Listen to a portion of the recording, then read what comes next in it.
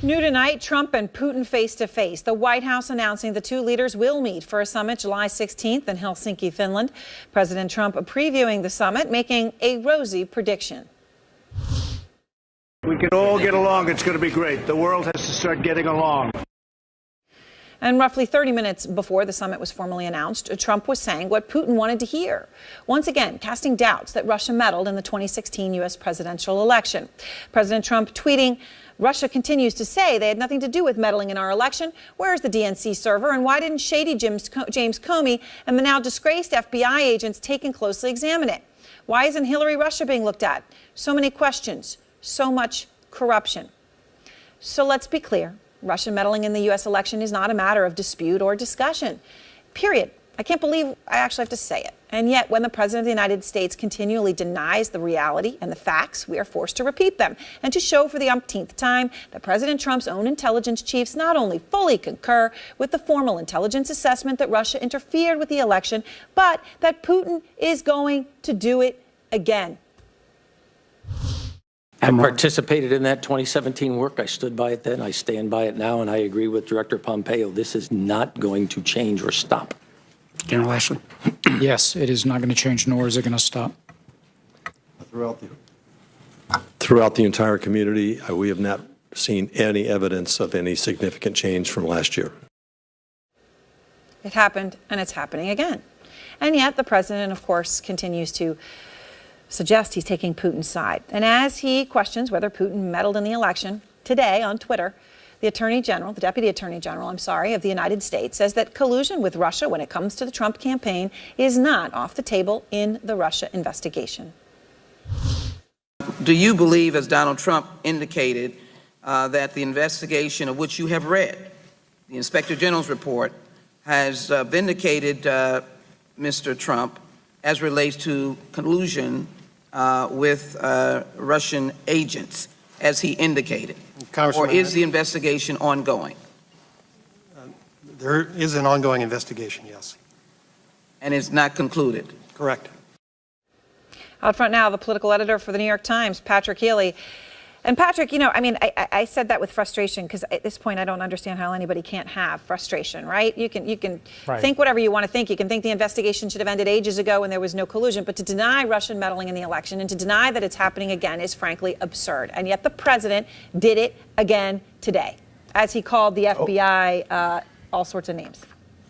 Right, just over and over and over again, Aaron. He's so invested in this idea that any role that Russia played in the election, if it were to be validated, would somehow delegitimize him. He cannot make sort of the simple separation that Russian interference in the 2016 election absolutely happened. It has been verified over and over and over again, and that you can basically, if you're President of the United States, acknowledge what the intelligence agencies are saying. You can acknowledge that's true, and still contest whether you yourself or your campaign colluded with the Russians. He can't do it, Aaron. He is just so invested in frankly, carrying Putin's water. It is really, really strange. I mean, you normally have American presidents, standing up for allies or trying to explain what they were saying to the voters at home, and he does it with Putin. Right, he does it with Putin, right? It's Putin. Putin tells me, nothing, he insists, nothing's wrong. And that's what he said, the last time, remember when he met with Putin on the sidelines of the summit last summer, right? Exactly. You also have, though, and I want to play this for you, Patrick, because this was a little strange. Adam Schiff, of course, the ranking member on the House Intelligence Committee, which, wrapped up its investigation with a Republican conclusion the Democrats didn't agree with. But the point is, Schiff's talked to a lot of people involved in this, right? He was part of an investigation. Today, he suggests that Russians laundered money through the Trump organization. And that is why the president is seen as soft on Russia. It was a pretty incredible thing to come from a sitting congressman. Here's what he said. One of the things that I think needs to be investigated by the special counsel, by the Congress, is whether the Russians were laundering money through the Trump organization. And this is leverage they're applying to the president of the United States. That would be far more compromising, in my view, than any salacious video. Do you think that he would raise that just willy-nilly? I mean, or does he have a knowledge that's causing him to raise that? Yeah, we don't know what he's basing that on, but that is a pretty powerful charge. And right now, the reality is we only know so much about what Mueller is investigating. I mean, there may be other dimensions to it. Money has certainly been one, but laundering that's a big charge. I mean, Adam Schiff has been out on this, but we don't know that to be true. We don't. And of course, obviously coming from him, it does take on great significance. Right. One would hope he wouldn't come out and raise something like that unless he had information to somehow substantiate it. Thank you so much, Patrick. Thanks. And tonight, President Trump privately polling aides and outside advisors on possible successors for his chief of staff, John Kelly. There's a dinner the president had this week that could shed some real clues at who Trump is looking at. Chief White House correspondent Jim Acosta is out front. Jim, Kelly, I think some are shocked that he's even been there as long as he has, given this, where we are with their relationship. What are you hearing? Well, Aaron, the discussion has been for some time that he would stay on for a year. He came on board around this time a year ago. It was the end of July last year. But what we're hearing at this point is that, yes, there is a discussion, a renewed discussion about a replacement for the Chief of Staff, John Kelly. And we're told a couple of nights ago over here at the White House, the president had dinner with Mick Mulvaney, who is the director of the Office of Management and Budget, and that the subject of the job of Chief of Staff did come up. He was not offered the job, but it did come up. And so that's obviously going to fuel speculation that perhaps he's looking at Mick Mulvaney.